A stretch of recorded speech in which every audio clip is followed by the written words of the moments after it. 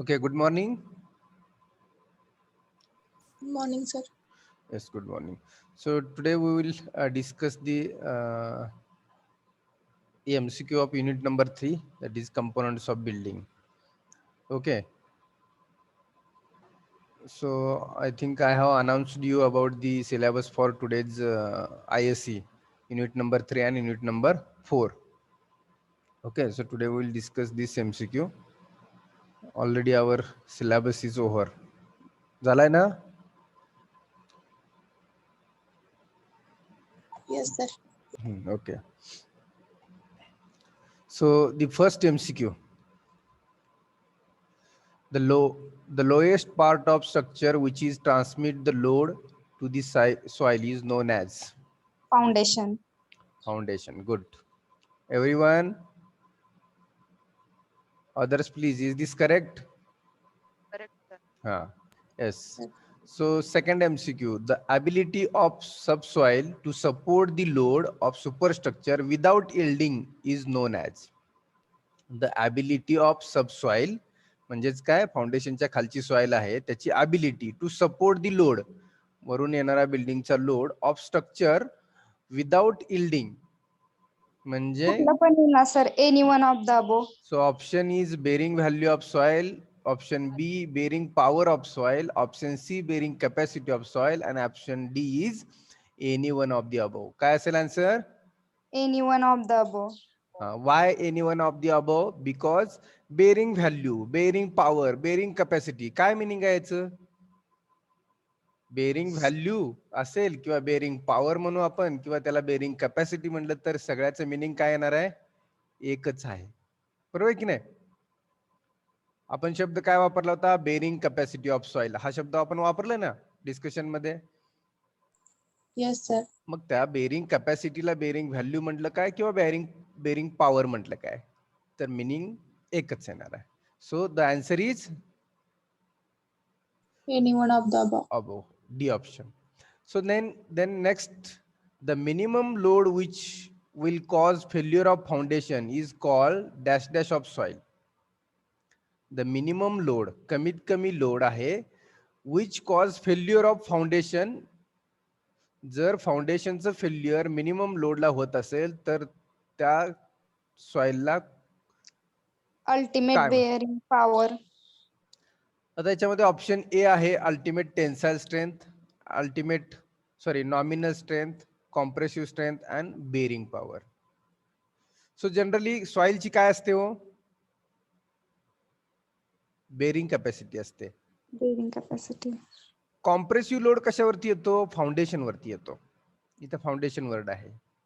Nominal strength किंवा tensile strength, nominal strength, compressive strength हे related to word आहेत, ते कॉन्क्रीटचे इलिमेंट म्हणजे फाउंडेशनशी रिलेटेड आहेत. पण सॉइलची जी आहे ती काय? बियर म्हणजे खालून पण सॉइलला काय करायचंय? खाली सेटलमेंट होऊ द्यायचं नाही, वरून येणाऱ्या लोडला काय करायचंय? खालून उलटा प्रेशर द्यायचा आहे. बरोबर आहे की नाही? वरून जो काय स्ट्रक्चरचा लोड येतोय त्या स्ट्रक्चरला सॉइलला काय करायचंय? खाली सेटलमेंट न होऊ देता, बियर न होऊ देता वरच्या स्ट्रक्चरला त्याच ठिकाणी काय करायचंय? स्टेबल ठेवायचं आहे. म्हणजे सॉइलची काय असते? तुमची बेरिंग पॉवर असते किंवा बेरिंग कॅपॅसिटी असते किंवा ultimate capacity. So answer is D. Then next, the safe bearing capacity of soil is equal to the safe bearing capacity of soil. Safe म्हणजे स्ट्रक्चर फेल न होऊ देता, सेटलमेंट न होऊ देता जी काय सॉइलची बेरिंग करण्याची कॅपॅसिटी आहे त्याला आपण सेफ म्हणतो, म्हणजे without any failure. Okay. So the option A is nominal strength into factor of safety. Option B is ultimate tensile strength, इथं इंटू राहिले factor of safety. Option 3 ultimate compressive strength into factor of safety, इथं पण इंटूचा symbol राहिलाय. And option D is ultimate bearing strength into factor of safety. आता वरचा सेमच question आहे खाली. Option D ultimate bearing strength into factor of safety. हा सेम क्वेश्चन आहे, वरचा जो आहे तो सेम आहे. सॉइलची जी काय बेरिंग कॅपॅसिटी असते ते काय असते तर ultimate bearing strength into factor of safety. म्हणजे आपण डिझाईन करत असताना एखादा स्ट्रक्चरचा लोड सॉइल वरती डिझाईन करत असताना त्याची केवढी स्ट्रेंथ आहे त्या सॉइलच्या अगोदर कॅल्क्युलेट करतो स्ट्रक्चर उभा करण्याच्या अगोदर, आणि त्या लोडला त्या सॉइलच्या बेरिंग कॅपॅसिटीला आपण स्ट्रक्चर डिझाईन करतो. मग त्या केसमध्ये आपण फॅक्टर ऑफ सेफ्टी घेतो. आता हे आहे ते डिझाईनचा पार्ट आहे, थर्ड इयर आणि फायनल इयर सिव्हिल इंजिनिअरिंग मध्ये आहे. तो आता तुम्हाला त्याचं डिस्कशन या ठिकाणी करणं म्हणजे खूप अवघड आहे, कारण का 3 सब्जेक्ट आहेत या एका तुमच्या MCQ वरती. सब्जेक्ट आहेत, मी म्हणत नाही एक चॅप्टर आहे. बेरिंग कॅपॅसिटीचा एक वेगळा चॅप्टर आहे, फॅक्टर ऑफ सेफ्टी, आणि हा बेरिंग कॅपॅसिटीला पार्ट येतोय. पण हे डिझाईन मध्ये फॅक्टर ऑफ सेफ्टी किती घ्यायची असं बरचसं त्याचे डिस्कशन आहे. ते आता आपण डिस्कशन करणं योग्य नाहीये. फक्त बेरिंग कॅपॅसिटी म्हणजेच काय तर जो काय वरून येणारा अल्टिमेट म्हणजे फायनल, अंतिम. अंतिम मॅक्झिमम, बरोबर आहे ना. अल्टिमेट म्हणजे मॅक्झिमम किंवा फायनल लोड जो आहे. फायनल म्हणजे काय 10 मजली बिल्डिंग असू द्या, वरच्या टॉप पासून खालीपर्यंत जेवढे काय फ्लोअर आहेत त्या सगळ्याचा लोड म्हणजे तो अल्टिमेट लोड झाला. सो अल्टिमेट बेरिंग स्ट्रेंथ म्हणजे वरचा सगळा लोड घेण्याची bearing strength into factor of safety, that is the safe bearing capacity. बरोबर आहे की नाही. जर वरचा सगळा लोड घ्यायला कॅपेबल नसेल सॉइल तर काय होणार आहे हो, म्हणजे आपण स्ट्रक्चर कन्स्ट्रक्ट केले तर ते सेफ असेल का? नाही. म्हणजेच काय होणार, सॉइलचं अनइव्हन सेटलमेंट होणार. बिल्डिंग मध्ये राहणारे आज आपण आहे का उद्या नाही असं वाटेल आपल्याला, जर ती सॉइल तेवढी कॅपॅसिटीची नसेल तर. So then the bearing capacity of soil can be improved by. एखाद्या सॉइलची बेरिंग कॅपॅसिटी कशी इम्प्रूव्ह करू शकतो आपण? So option A, increasing depth of footing. Option B, draining the sub soil water. Option C, ramming the granular material like crush. Option D, driving the sand piles, and option D, all of the above. Ramming the granular material like crush. Okay. Option A काय आहे? Increasing depth of foundation. आपण ऐकलं Footing होतं आहे sir. तेच foundation म्हणजेच footing, बरोबर आहे की. फाउंडेशन जे जमिनीच्या खाली आहे त्याला ऍक्च्युअली ते फाउंडेशनच असतं, तो फुटिंगचा पार्ट असतो. Depth of footing. So the bearing capacity of soil can be improved, increasing depth of footing. जर बेरिंग कॅपॅसिटी नसेल, लूज सॉइल असेल, सॉइल जर कॅपेबल नसेल वरच्या स्ट्रक्चरचा लोड घ्यायला, तर आपण कोणत्या टाईपचं फुटिंग यूज करतो? खूप खाली डेप्थला तुम्हाला सॉइलच नसेल, सॉइल नसेल म्हणजे सॉइल नाही असं नाही, सॉइल असेल पण त्याची बेरिंग कॅपॅसिटी जी आहे ती खूप डेप्थला नाहीच आहे, म्हणजे तेवढा बिअर लोड करू शकत नाही. मग त्या केसमध्ये आपण कोणत्या टाईपचं फुटिंग कन्स्ट्रक्ट करतो? पाईल फाउंडेशन ऐकली की नाही?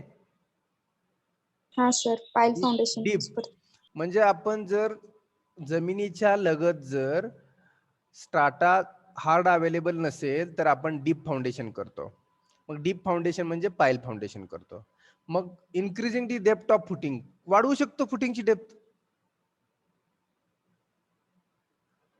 जर हे सुटेबल नाही तर त्याला जाणार, ते सुटेबल नाही तर पुढच्या त्याला जाणार. आणि जर ग्राउंडच्या जवळ जर स्ट्राटाच अवेलेबल नसेल हार्ड, तर आपल्याला खूप खाली डेप्थला जावं लागेल की नाही,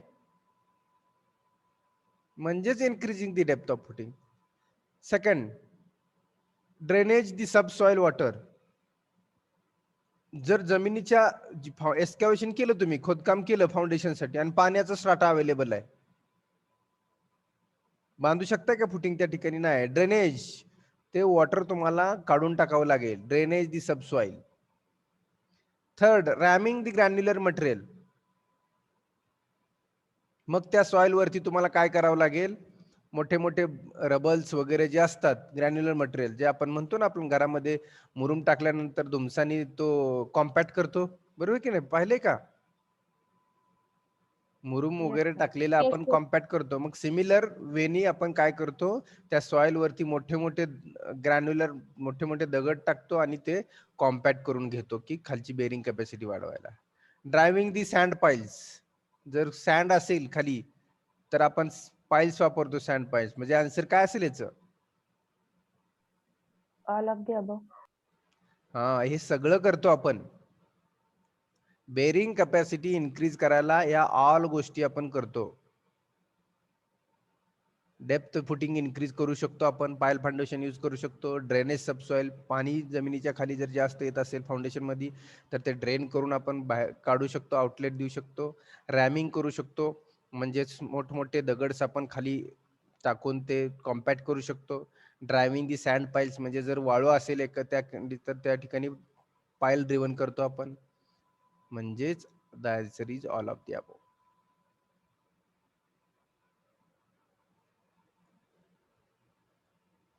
गेटिंग इट? आलं का लक्षात? Yes sir. हा, हे सगळं करतो आपण.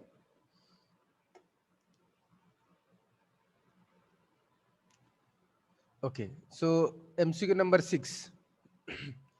When the foundation is placed immediately beneath the lowest part of the structure is called as foundation. When the foundation is placed immediately beneath the lowest part of superstructure is called as the foundation dash foundation. Huh? Shallow foundation. Shallow हा. Foundation. Okay. काय म्हटलं? When the foundation is placed immediately beneath, जमिनीच्या लगेच खाली जे foundation असतात. या ठिकाणी सुपरस्ट्रक्चर वर्ड वापरलाय त्यांनी. फाउंडेशन सुपरस्ट्रक्चर मध्ये असतं का? नाही. पण असू शकतं कधी, तेही सांगतो तुम्हाला मी आता. हा फाउंडेशन आहे. आपण कधी कधी तुम्ही दगडी बांधकाम पाहिलंय का हो? जमिनीतून असे चारी खोदून आपण अशा पद्धतीचं दगडी बांधकाम करत वरती येतो, पाहिलंय का? अशी चारी खोदलेली असते आपण आणि याच्यातून अशा पद्धतीचं खाली एक मोठा लेअर, त्याच्यावरती थोडा छोटा लेअर, त्याच्यावरती असं येतो. मग त्या केसमध्ये आपली ग्राउंड लेवल मे बी इथं असते आणि आपण ग्राउंड लेवलच्या वरती पण येतो. मग आता हा ऍक्च्युली फाउंडेशनचाच पार्ट आहे, कंटिन्युटी खालून वर, पण जमिनीच्या वरती आला की नाही? Yes sir. मग त्या केसमध्ये, अशा केसमध्ये आपण त्याला सुपरस्ट्रक्चरही म्हणू शकतो.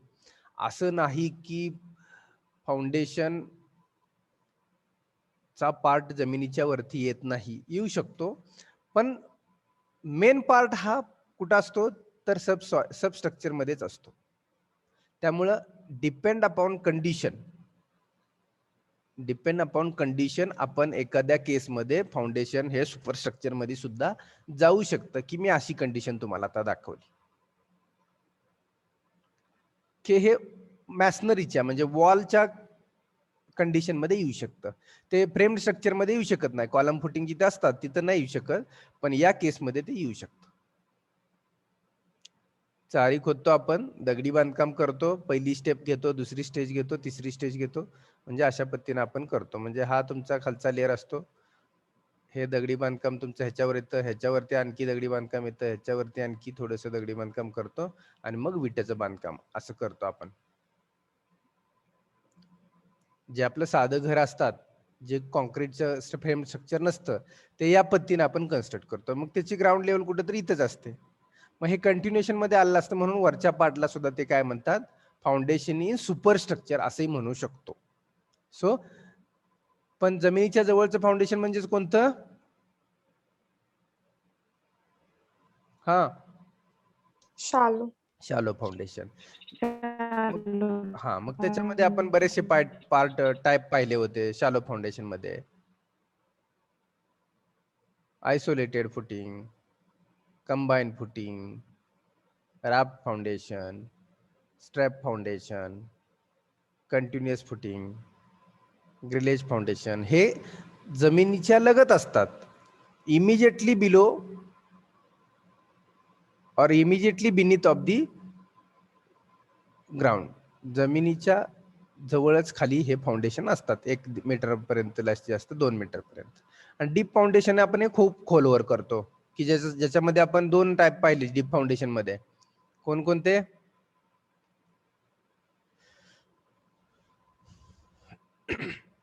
पाईल फाउंडेशन आणि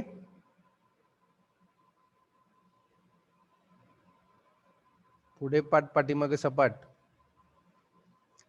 वेल Well फाउंडेशन. foundation. हा, वेल किंवा कॅसॉन फाउंडेशन दोनच टाईप पाहिले होते आपण, पायल आणि वेल. तर वेल हे लक्षात ठेवा, वेल फाउंडेशन हे अंडर वॉटर कन्स्ट्रक्शन आहे. त्याचं मिनिंग फक्त अंडर वॉटरशीच येत आहे, बाकी कुठं त्याचा कन्सर्न येतच नाही वेल फाउंडेशनचा. त्यामुळे वेल फाउंडेशन निघून गेलं बाजूला. वेल फाउंडेशन म्हटलं की अंडर वॉटर कन्स्ट्रक्शन. बरोबर आहे की नाही? डिस्कशन केलं होतं आपण. Yes, sir. हा, आणि मग राहिलं कुठलं? डीप फाउंडेशन एकच राहिलं, Pile पाईल foundation. फाउंडेशन. मग खूप खोलवर डेप्थला जर फाउंडेशन करायचं असेल तर आपण काय करतो? जनरली कुठल्या टाईपचं फाउंडेशन वापरतो? मग खूप खोल डेप्थला Pile जर foundation. फाउंडेशन करायचं असेल तर पाईल फाउंडेशन. लक्षात ठेवा, काय सिंपल आहे. फक्त अंडर वॉटर कन्स्ट्रक्शनचा वर्ड आला म्हणलं कीच तुम्हाला वेल ऑर कॅसॉन फाउंडेशनचं नाव आठवलं पाहिजे. अदर डीप फाउंडेशन म्हणले की पाईलच वापरतो आपण. Okay, so next number 7. When the walls are subjected to heavy loading and bearing capacity of the soil is very low, then wall is constructed on wall ची bearing capacities नाहीये आणि वरून तर heavy load येतोय.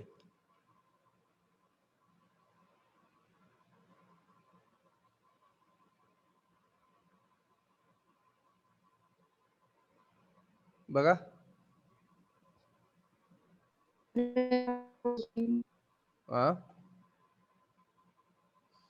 Option A reinforced concrete footing, option B column footing, option C lean concrete footing, option D none of these. दोन टाईपचे structure पाहिले आपण, लोड बेरिंग स्ट्रक्चर आणि म्हणजे मेजर दोन. कंपोजिट आहे तो, कंपोजिट आपण फ्रेम्ड स्ट्रक्चर, हे दोन मेजर आहेत. मग लोड बेरिंग वॉल स्ट्रक्चर मध्ये आपण काय करतोय? वॉल ह्या तुमच्या काय घेतात? वरच्या सुपरस्ट्रक्चरचा लोड घेतात. बरोबर आहे की नाही? मग इथं काय म्हटलंय त्यांनी? Walls are subject to heavy loading and bearing capacity of soil is very low. मग सॉइल ची बेरिंग कॅपॅसिटी नाहीच आहे आणि आपण वॉल कन्स्ट्रक्ट करणार आहे, तर त्या वॉल ह्या कुठं कन्स्ट्रक्ट केल्या पाहिजेत? The wall is constructed on reinforced concrete footing. मग त्या केसमध्ये तुम्हाला रेनफोर्स्ड कॉन्क्रीट फुटिंगच यूज करावं लागेल.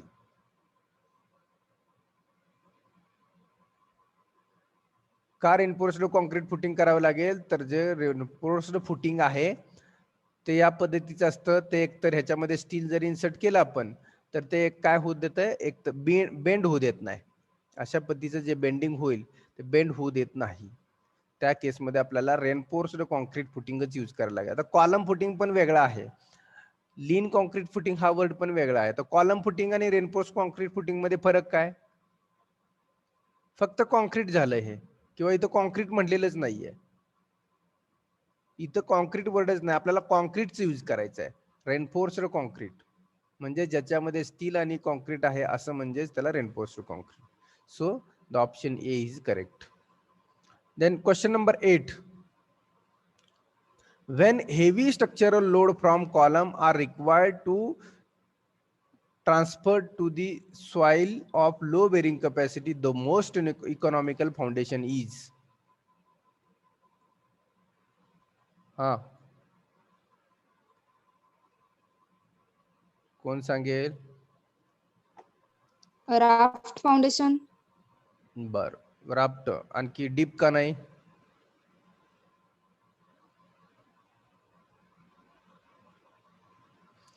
When heavy structural load from column are required to transfer होत असेल तर राफ्टच म्हणतो. नाही नाही नाही नाही, क्वेश्चनचं मिनिंग समजून घ्या. मला का माझ्या क्वेश्चनचा आन्सर दिलं पाहिजे. जर तुम्ही राफ्ट फाउंडेशन म्हणत असाल तर डीप का नाही, मी देतो ना आन्सर. तुम्ही राफ्ट म्हणत असाल तर डीपचा आन्सर मी देतो, तुम्ही डीप म्हणत असाल तर राफ्टचा आन्सर मी देतो. मग तुम्हाला तेही अर्जम पाहिजे. खाली आन्सर आहेत म्हणून जर तुम्ही सांगत असाल तर ते चूक आहे. त्याचं मिनिंग समजलं पाहिजे आपल्याला, का राफ्टच का. ओके, या स्टेटमेंट वरून हे दोन्ही फाउंडेशन यूज करू शकतो आपण. बघा, हे जे स्टेटमेंट आहे, स्टेटमेंटचा विचार केला फक्त इथून पुढचं सोडलं तर, एवढा पार्ट जर सोडला तर स्टेटमेंटचा विचार केला तर डीप फाउंडेशन आणि राफ्ट फाउंडेशन दोन्ही आन्सर बरोबर आहेत. पण answer is raft. Y? When economically raft हा फाउंडेशन जास्त आहे, डेप्थ फाउंडेशन कमी आहे. हा मग डेप्थ फाउंडेशन म्हणजे एवढ्या डेप्थला आपण असं कॉन्क्रीटच्या पाईल इन्सर्ट करणार म्हणजे इकॉनॉमीचा इथं लिहिलेलं आहे मोस्ट इकॉनॉमिकल. दोन्ही यूज करू शकतो या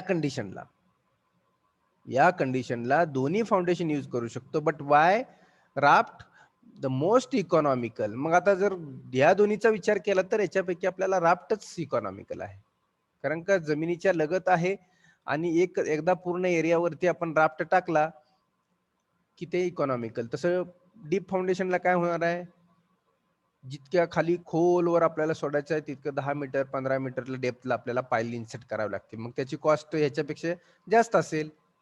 म्हणजे हा वर्ड खूप इम्पॉर्टंट आहे, द मोस्ट इकॉनॉमिकल सेक्शन. या दोन्हीपैकी इकॉनॉमिकल कोणता, हे दोन्ही वापरू शकतो. आलं लक्षात सर्वांच्या? क्वेश्चन खूप इम्पॉर्टंट आहेत, कारण का ते फिरवलेले असतात थोडेसे, त्यामुळे खूप इम्पॉर्टंट आहेत. Okay, so next, number 9. When two or more footings are connected by beam is called as?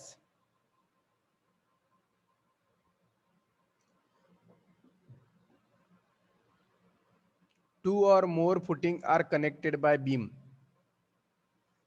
कोणत्या तर एका टाइप ऑफ फुटिंग मध्ये बीम वर्ड आलेला आहे. Combined footing. Combined footing. Combine footing मध्ये बीम वर्ड आहे का? बघा, जो बीम वर्ड आहे त्याच्यामुळे तिथं कनेक्टेड बाय बीम असं म्हटलेलं आहे.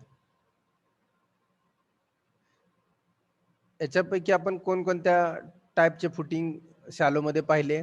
कंबाईन फुटिंग होतं ना शॅलो मध्ये? होतं ना? होतं की? बीम फुटिंग होतं का शॅलो Yes, मध्ये? नव्हतं. आयसोलेटेड, कंबाईन, राफ्ट, ग्रिलेज, हे स्ट्रॅप फुटिंग हे पण होतं. स्ट्रॅप म्हणजेच त्याला स्ट्रीप म्हणलं होतं, ऍक्च्युली ते दोन वर्ड आहेत, स्ट्रॅप और स्ट्रीप आपण म्हणतो, आणि मॅट, म्हणजे हे तीन तर होते. हा, मग मॅट मध्ये काय करतो, कंबाईन मध्ये काय करतो आणि स्ट्रेप फुटिंग मध्ये काय करतो? त्याचे मिनिंग समोर आले तर पटकन आन्सर समजेल. स्ट्रिप मध्ये वॉल कन्स्ट्रक्ट केलेले असते. हा, आणि काय असतंय? वॉलच्या खाली फाउंडेशनचा विचार चालू आहे. वॉल म्हणजे फाउंडेशन नाही आपलं. हा, मग हा, ते फाउंडेशन एका फुटिंग वरती वॉल कन्स्ट्रक्ट. हा, म्हणजे जितकी लेंथ असते वॉलची त्याच्या खालीच तुमचं काय असतंय? फुटिंग असं. मग ते act as a beam. Strap footing मध्ये जी वॉल असते त्या वॉलच्या खाली जे फाउंडेशन असतं ते फाउंडेशन जेवढी वॉलची लेंथ आहे तेवढ्या लेंथला असतं की नाही? Yes sir. सर. आणि मग त्याच्यामध्ये वर्ड आहे बीम. बघा तुम्ही थेअरी मध्ये जर आपण पाहिली तर त्याच्यामध्ये ऍक्ट ऍज अ बीम असा वर्ड आहे. कनेक्टेड बाय बीम म्हटले ना, म्हणजे तो बीम सारखाच असतो. ही एक मोठी बीम असते, जशी आपला स्लॅबला बीम असते आणि त्याच्यावरती काय असतं, स्लॅबच्या खाली बीम असते आणि त्याच्यावरती स्लॅब असतो ना, त्या पद्धतीनं वॉलच्या पूर्णपणे खाली असं ही लेंथला फाउंडेशन असतं, त्याला स्ट्रॅप और स्ट्रीप असं म्हटलं जातं. म्हटलं की मी पट्टी सारखं. मग बीम ही कशी आहे, पट्टी सारखीच आहे की नाही लांब? मी स्ट्रीपचं मिनिंग सांगितलं होतं पट्टी सारखं म्हणून. मग बीम कशी ऍक्ट होते, एक पट्टीच असते ना लांब म्हणून. म्हणून हे इम्पॉर्टंट वर्डिंग खूप इम्पॉर्टंट आहेत, आणि हे वर्डिंग आहे तुमच्या त्या आपण जी थेअरी पाहिली पीपीटी त्याच्यामध्ये ही वर्ड आहे. So answer is strap footing. Trap footing. त्याला स्ट्रीप पण म्हटलं जातं. So number 10, a foundation consisting of thick reinforced concrete slab covering the entire area bottom of the structure is known as? सगळ्यात सोपा question आहे हा. A foundation consisting of thick reinforced concrete slab covering the entire area of bottom of the structure. Payal foundation, raft foundation, raft Foundation. Entire area कशामध्ये आपण म्हटलं होतं जेवढा प्लॉटचा area आहे तेवढ्या प्लॉटच्या एरियावरती जर फाउंडेशन असेल तर त्याला आपण कोणतं म्हणतो? Raft foundation. Raft foundation. सर्वांच्या लक्षात येते का? जेवढी काय बिल्डिंगची साईज आहे तेवढ्या बिल्डिंगच्या साईज वरती पूर्णपणे आपण या पद्धतीनं हे करतो आणि याच्यातून कॉलम बाहेर येतात तुमचे.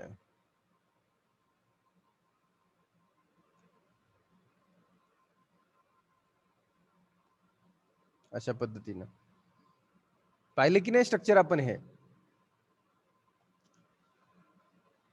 सो या ठिकाणी तुम्हाला थेरी प्लस त्या पर्टिक्युलर टाइप ऑफ फाउंडेशनचं स्केच समोर यायला पाहिजे पटकन.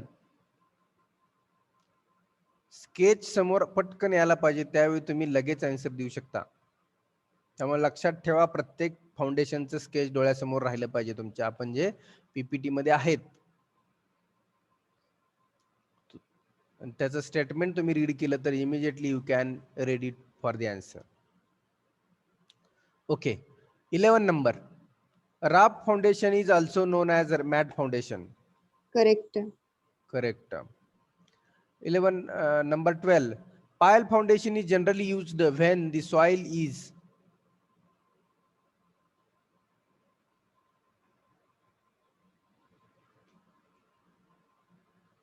कधी वापरतो? Soil is compressible, waterlogged, made up type, all of the above. The पाईल फाउंडेशनची थेरी बघितली तर त्याच्यामध्ये थेरी बघितली तर कोणकोणते वर्ड आहेत बघा यातले.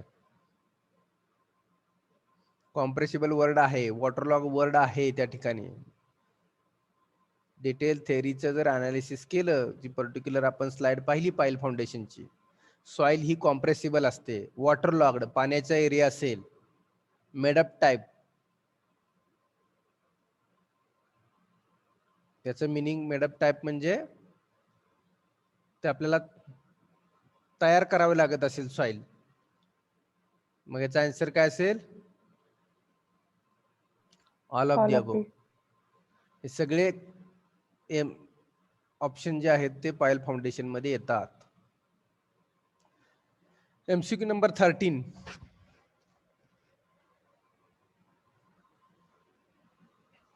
The type of foundation is most suitable for bridge.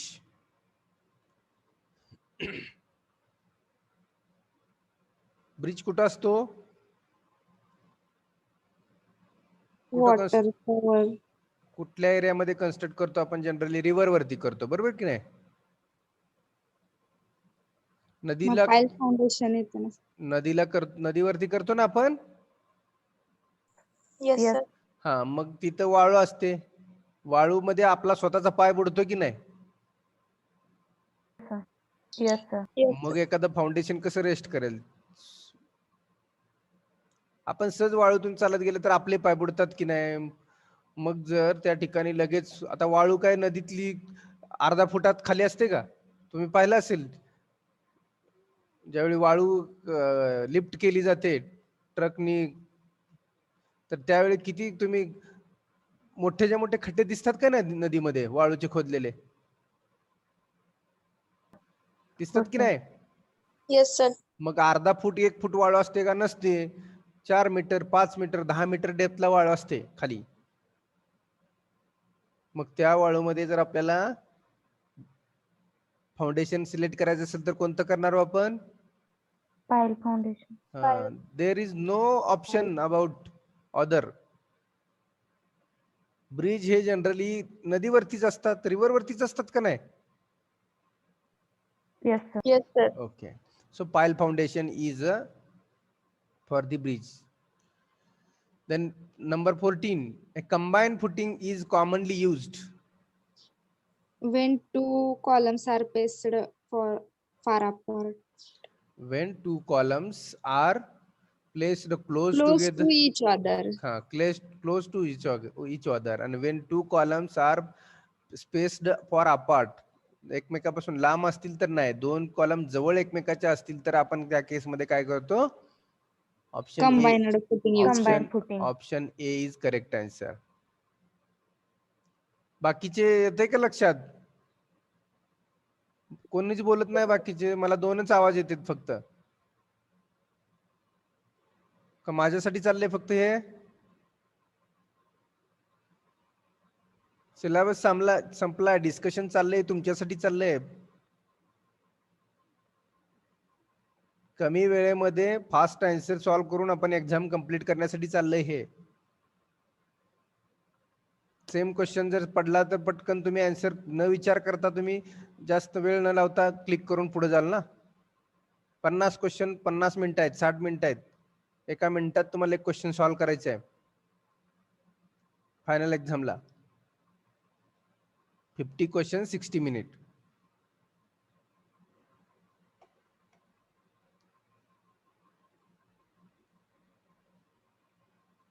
शेवटी तुम्हाला पुढचं काम करायचं आहे.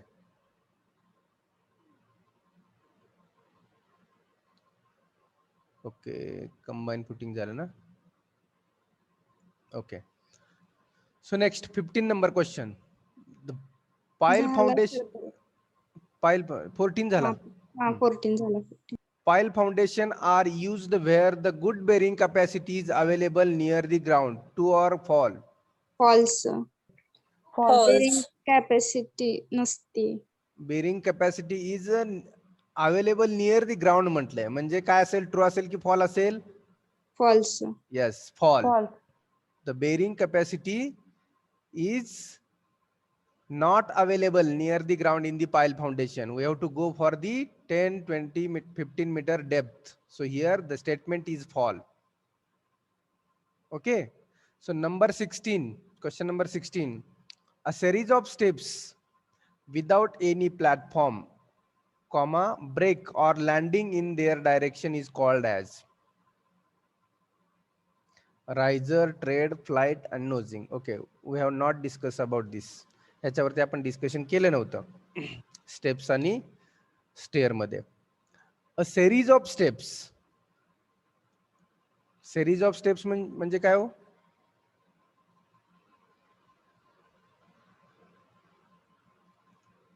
सेरीज ऑफ स्टेप्स, स्टेप्स तर आपल्याला माहित आहे, आपण स्टेप्स पाहिले होते, 1 2 3 4 5 steps. That is the series of steps ना.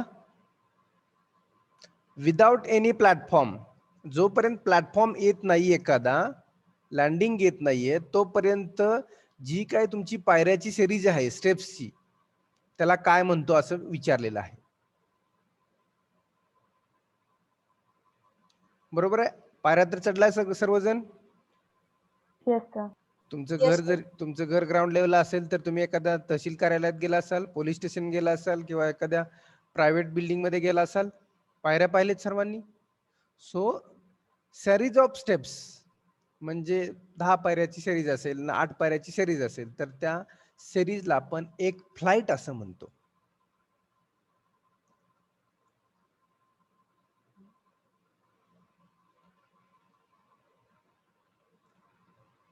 आणि या ठिकाणी लँडिंग असतं परत तुमचं, आणि इथून परत दुसरी डायरेक्शन असते. So we are calling this is a flight. काय म्हणतो याला आपण? सेरीज ऑफ स्टेपला या Flight. फ्लाइट असं म्हणतो. This is first flight, this is second flight. What is riser? सगळेच बघू आपण. रायझर म्हणजे काय? This height is called, we are calling as a riser. म्हणजे पायरीची जी उंची असते, पायरी कशी आहे हो? अशी आहे की नाही स्टेप्स? तर याला आपण रायझर Yes, म्हणतो. sir. याला रायझर म्हणतो आणि याला ट्रेड म्हणतो. म्हणजे ज्याच्यावरती पाय ठेवतो त्याला ट्रेड म्हणतो, आणि जी उभी उंची आहे त्याला आपण काय म्हणतो? रायझर म्हणतो. म्हणजे असे जेवढे रायझर असतील, 10 रायझर असतील, तर याची जर 150 mm जर उंची असेल, 150 गुणिले 10 केलं तर 1.5 मीटर एवढी तुमची ही उंची असेल.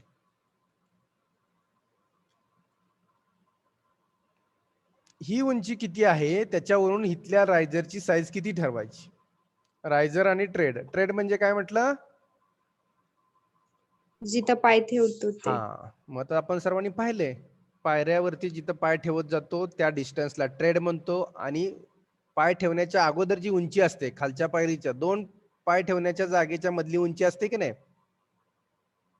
बघा, एक पाय खालच्या पायरीवर आहे, एक पाय वरच्या पायरीवर आहे, आणि मध्ये काय दिसतंय हो, उंची दिसते की नाही. इमॅजिन करा.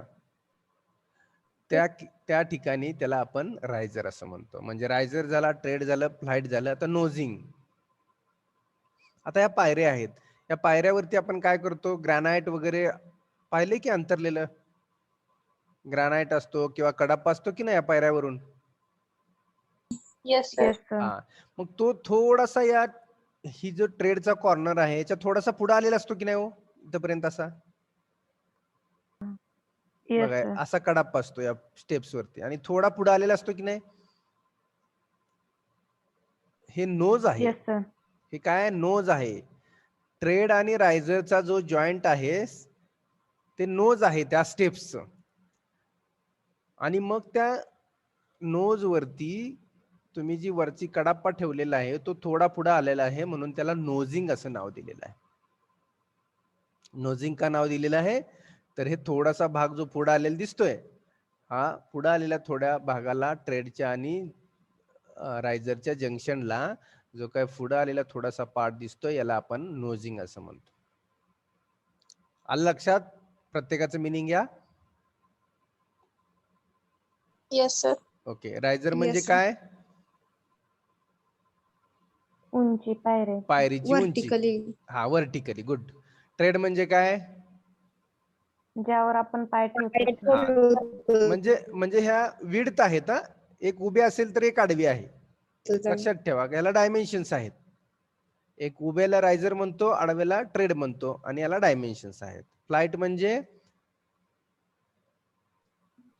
Series of steps Series of. without any platform. Good. हा, विदाउट एनी प्लॅटफॉर्म. जोपर्यंत आपण एखाद्या प्लॅटफॉर्म वरती पायऱ्या चढून उभा राहत नाही जाऊन, तोपर्यंत जेवढी काय लेंथ असेल, एकदा एखाद्या प्लॅटफॉर्मवर निघालं, दुसऱ्या प्लॅटफॉर्म पर्यंत जेवढ्या स्टेप्स आहेत तेवढ्याला त्याला आपण फ्लाइट असं म्हणतो. आणि नोजिंग म्हणजे हा पुढे आलेला जो पार्ट आहे ट्रेड आणि रायझरचा सेंटर, याला नोजिंग म्हणतो. Got it? Yes. Okay. 17. The function of lintel.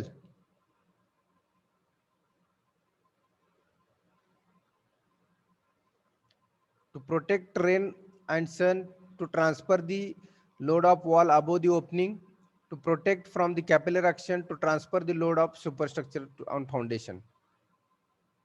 काय ऑप्शन आहे? To transfer load of wall above openings or हा, side म्हणजे wall. आपण लिंटल हे दरवाजा आणि खिडकीच्या वरती बसवतो. लिंटल खिडकीच्या वरती असते, मग ते त्याच्यावरती भिंत असते की नाही पुन्हा. म्हणजे Yes. To transfer the load of wall above the opening or side wall. So option B is correct. So 18, sequence of load transfer is, सगळ्यात टॉपचा एलिमेंट कोणता फ्रेम स्ट्रक्चर मधला? Slab, beam, column and foundation. So option D, slab, beam, column and foundation. This is the option D. स्लॅबचा load beam वरती जातो, बीमचा load column वरती जातो, कॉलमचा load foundation वरती जातो, म्हणजेच फुटिंग वरती जातो. Got it? Option D is the correct answer.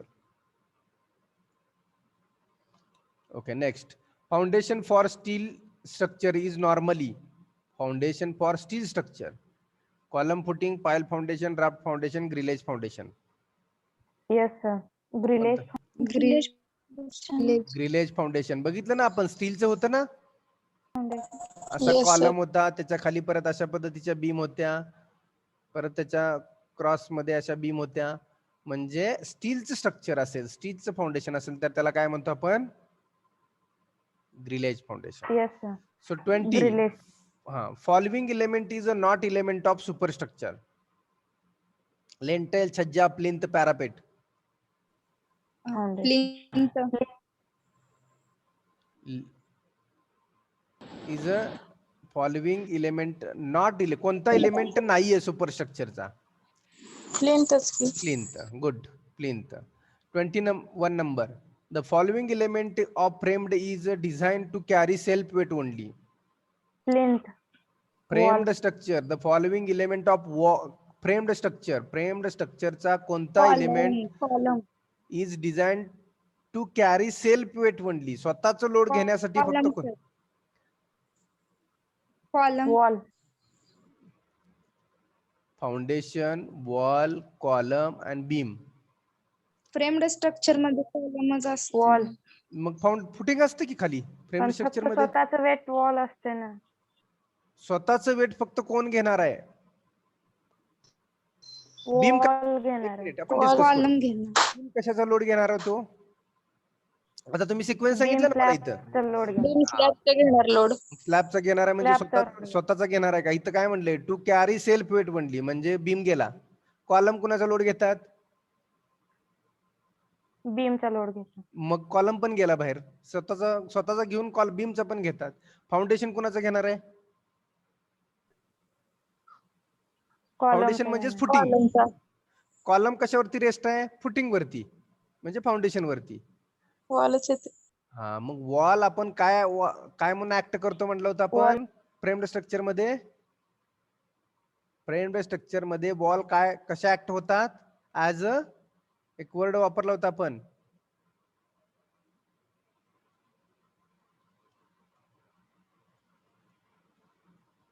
देणार. काय म्हटलं? Partition wall. पार्टिशन वॉल म्हणून आपण वापरलं होतं की नाही? पार्टिशन. मग पार्टिशन वरती लोड येतो का कुठून? नाही येत. नाही. ऍज अ व्हर्टिकल पार्टिशन म्हणून वापरलेलं असतं ते. त्याच्यावरती लोड कुठं नाही. ते स्वतःच फक्त वेट घेतात. म्हणजे विटावर विट रचलेले आहेत म्हणून स्वतःचा वेट घेतात त्या. आणि खाली बीम असतो. बीम वरती वॉल असतात. बीम वरती ट्रान्सफर करतात ते. So wall. 22 number. The foundation made up of thick RCC slab covering entire area of bottom is called as entire bottom area of structure. कोणतं फाउंडेशन? थिक RCC स्लॅब असतो आणि entire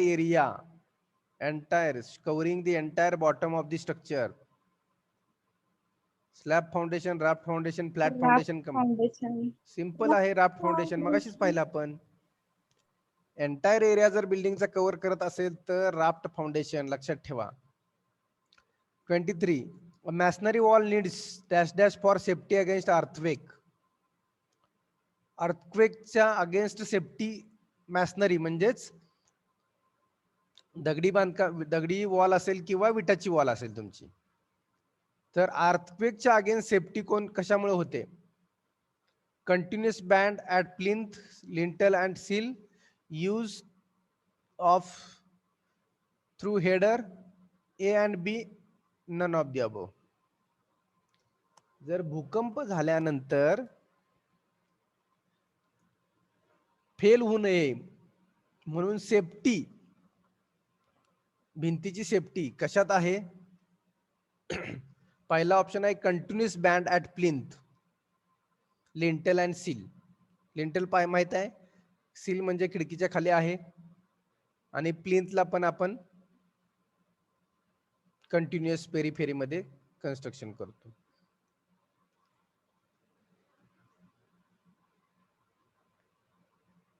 काय? Use of through header. आता हे तुम्हाला माहित नाही second option काय. ओके ठीक आहे, मी आन्सर सांगेन. आन्सर आहे ऑप्शन सी, ए अँड बी. आता जर भूकंप यायचा असेल, भूकंपाला जर आपली बिल्डिंग रेजिस्ट करायची असेल तर आपल्याला काय करावं लागतं तुम्हाला सांगतो.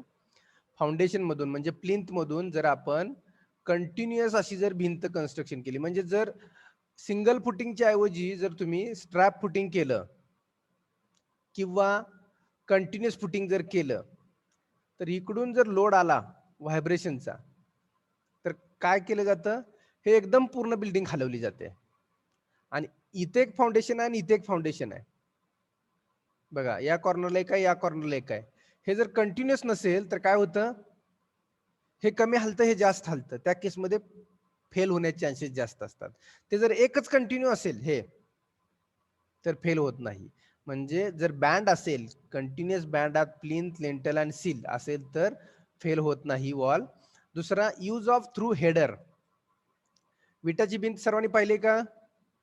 हो. पाहिले. कधी एकावरती एक विटा रचलेल्या असतात का हो? दिसतं का तुम्हाला कधी? एक वीट पुढे आणि एक वीट पाठीमागे असते की नाही बांधकाम करताना? Yes, sir. हा Yes. सर. आठवतंय का? कधी पाहिलंय का त्या पद्धतीने? एक वीट पुढे असते, एक वीट पाठीमागे असते बघा. एकावरती एक कधीच रचलेल्या नसतात. एकावरती एक असतात पण पुढे पाठीमागे. बरोबर की नाही? Yes, Yes. sir. तर त्याला तो टाइप ऑफ कन्स्ट्रक्शन त्याला हेडर असं म्हणतात. म्हणजे लॉक राहावा विटामध्ये एकमेकांमध्ये, काय व्हावं? इंटरलॉकिंग राहावं. इंटरलॉकिंग राहिलं की तुमचं जर भूकंपाचा हॉरिझॉन्टल प्रेशर आला तर एका विटेवरती आला तर दुसरी ती काय करते? ट्रान्सफर करते. प्रत्येक वरच्या लेअरला ट्रान्सफर होत जातात किंवा खालच्या लेअरला ट्रान्सफर होत येतात. म्हणून त्याला यूज ऑफ थ्रू हेडर असं म्हटलेलं आहे. हेडर आणि फुटर असे दोन टाईपचे ते सेकंड इयर मध्ये आहेत सिव्हिल इंजिनिअरिंगच्या. हेडर आणि फुटर, कशा पद्धतीचं हेडर असतं आणि कशा पद्धतीचा फुटर असतो विटाचं बांधकाम करताना, तो कसा केला जातो. आपण फक्त बांधकाम पाहिलेलं आहे, पण तो हेडर आणि फुटर म्हणजे काय ते सिव्हिल इंजिनिअरिंग मध्ये आहे, ते लर्न कराय. म्हणजे ए आणि बी हे दोन्ही असतील तर ते आन्सर ए आणि बी आन्सर इज करेक्ट. आलं लक्षात? Yes, sir. भूकंपापासून संरक्षण करायचं असेल भिंतींचं तर हे दोन करायला पाहिजे. 24 number. If uniform strata is existing, the building will have. If non-uniform strata is existing, non-uniform strata जर असेल तर काय होईल हो? No settlement, uniform settlement, differential settlement, none of this. Differential settlement. म्हणजे Differential एक सारखा जर जमिनीच्या खाली स्टार्टर नसेल, एखाद्या कॉर्नर मध्ये हार्ड मुरुम आणि एखाद्या कॉर्नर मध्ये काळी माती आहे, तर काय होणार हो?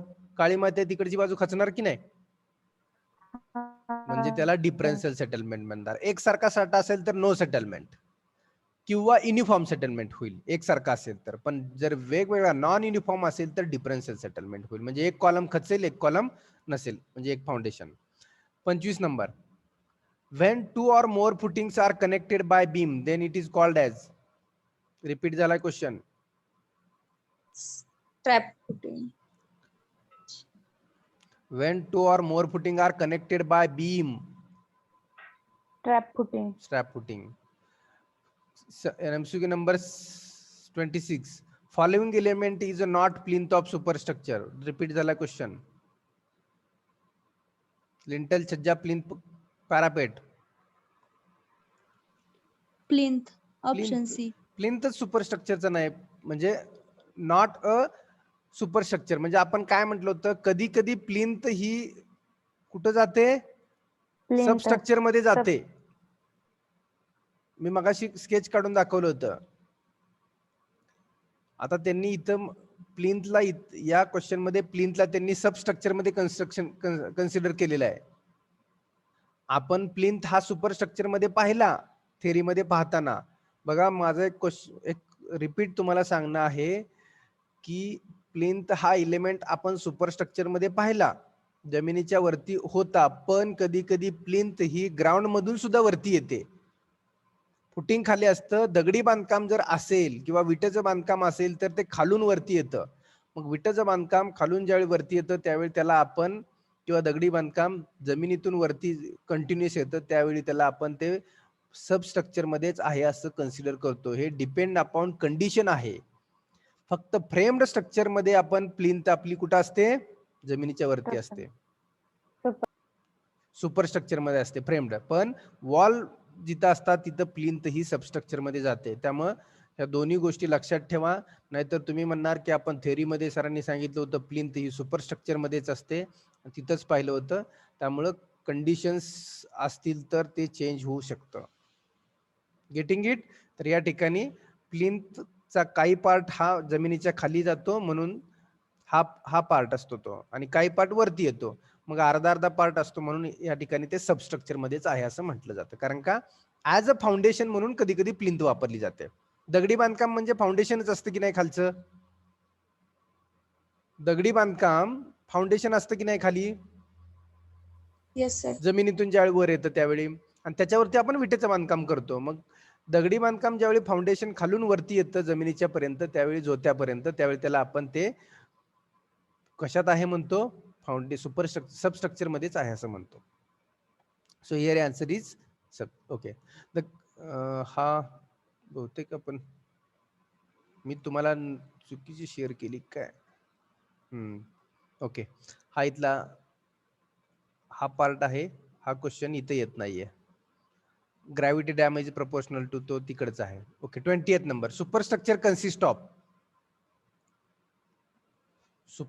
Consist of foundation and plinth, Structure. Foundation only, plinth only, structure above plinth. Structure above plinth. Structure above plinth. Plinth किंवा प्लिंथच्या अबवचं स्ट्रक्चर म्हणजेच काय असणार आहे? सुपरस्ट्रक्चर, बरोबर आहे की नाही? Yes, sir. Structure हा. above plinth. फाउंडेशन येत नाहीये. Yes, sir. फाउंडेशन आणि प्लिंथ सुपरस्ट्रक्चर मध्ये येत नाही. फाउंडेशन आणि प्लिंथ सबस्ट्रक्चर मध्ये जाऊ शकतं. फाउंडेशन पण सबस्ट्रक्चर मध्ये जातं. प्लिंथ पण नाही फक्त सुपरस्ट्रक्चर मध्ये येत. प्लिंथच्या वरचं सगळं काय ते सुपरस्ट्रक्चर मध्ये जाऊ शकतं, आणि याच्यामध्ये प्लिंथ पण येऊ शकते. ओके, छज्जा is provided for protection from rain, protection from dust, protection from sunrays, protection to terrace. टेरेसचा काही संबंध नाहीये, डस्टचा काही संबंध नाहीये. प्रोटेक्शन फ्रॉम सनरेज Protection from किंवा रेन, rain. या दोन्हीचं. पण सनरेज हा आपण कन्सिडर करत नाही. सनरेज साठी आपण विंडोज आहेत, विंडो ओपन ठेवली तरच सनरेज आत येणार आहेत, बरोबर की नाही? Yes, sir. त्यामुळं protection from rain is the correct answer. चला फास्ट, आपला टाइम संपत आलाय. Okay, then 30 number. Pile foundation is suitable for light to moderate load, heavy load and weak strata at shallow depth, strong strata at shallow depth, none of these above.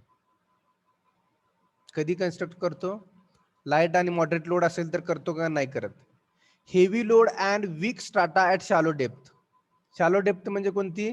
जमिनीच्या लगतची, म्हणजे weak strata आहे जमिनीच्या लगत, आणि heavy load आहे. हा एक ऑप्शन आहे बी. तिसरा ऑप्शन आहे strong strata at shallow depth. जर शॅलो डेप्थला जर स्ट्रॉंग स्ट्राटा असेल तर पाइल फाउंडेशनला कशाला जातोय आपण? पाइल फाउंडेशन कुठं करतो? Yes, sir. कुठं करतो? Strong strata नसेल तिथं. स्ट्रॉंग स्ट्राटा किंवा Bearing खाली. capacity हा, कमी असेल. मग इथं काय म्हटलंय? Heavy load and weak strata at shallow depth.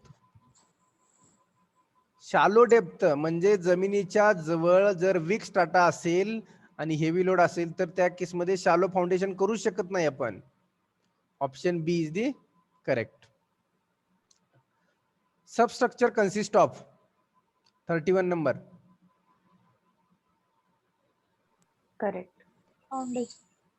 Foundation, window, parapet, all of the above. काय सबस्ट्रक्चर मध्ये काय येते यातलं? Foundation. Foundation. 32. Framed structure can be used for ground floor, multi-storied building, 1 or 2 storied building, all of the above. Foundation. All of framed Multi-story. Structure आहे. Ground story साठी फक्त construct करतो, multi storey साठी करतो का 1 or 2 स्टोरी करतो किंवा all of the above? Multi-story the building.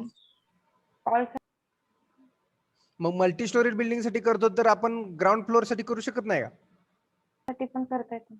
1 or करू शकतो. 2 स्टोरी All of- साठी पण करू शकतो. Ground Multi- floor only म्हणलंय की. मग असू द्या ना. ग्राउंड फ्लोर ओनली म्हणलं असेल तर ग्राउंड फ्लोर फक्त एका मजल्यासाठी करू शकतो की नाही?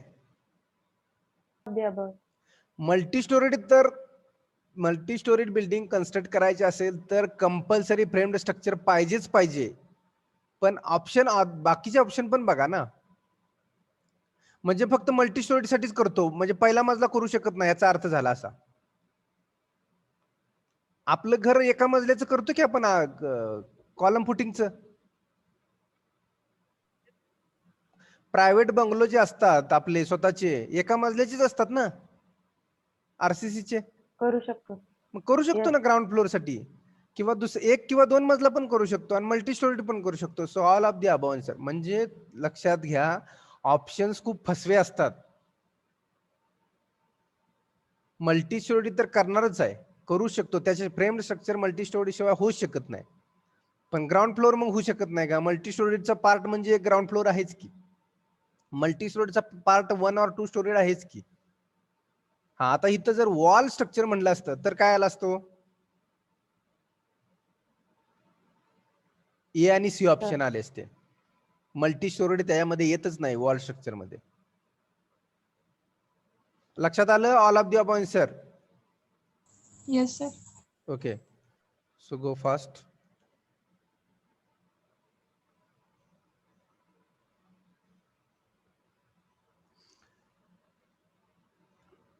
Function of parapet. Protection to terrace user. Protection to terrace user. First option is beautification. Third option is storage of rainwater. Fourth option is all of the above. So protection to terrace user. बरोबर की नाही? टेरेसलाच parapet असते ना? Yes, sir. Okay. Yes. 34 number. A foundation made up of RCC slab covering entire bottom of the structure. Repeat झालाय question. RCC slab, raft foundation. आता हा question इथले नाहीत. डायरेक्ट 38 नंबरचा क्वेश्चन बघा. सिलेबस चेंज झाल्यामुळं ते क्वेश्चन येत नाही त्याच्यामध्ये. 38 नंबरचा. Following element is not a plinth, not element of superstructure. Again plinth. हा, the lowermost part of the structure which transmits the load of surrounding soil. Lowermost part of the building काय? Foundation. सगळ्यात lowermost चा part कुठचा असतो? Foundation. Okay, so this is the MCQs of the unit number 3 we have discuss. Unit number 4 चे MCQ आहेत 3 ते 4च, sorry एकच surveying वरती एक 5-6 MCQ आहेत. ते मी आता शेअर करतो. आणि आजच्या टेस्टला तुम्हाला युनिट 3 आणि 4 दोन्ही असणार आहेत आजच्या ISC साठी. Got it? Yes, sir. Okay, so weight.